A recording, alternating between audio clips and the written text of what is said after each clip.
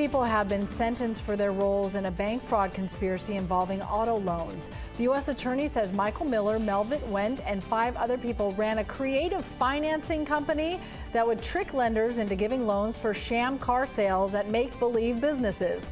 Those loans would then go unpaid, and there would be no car for the lender to repossess. The scammed banks and credit unions lost $1.7 million.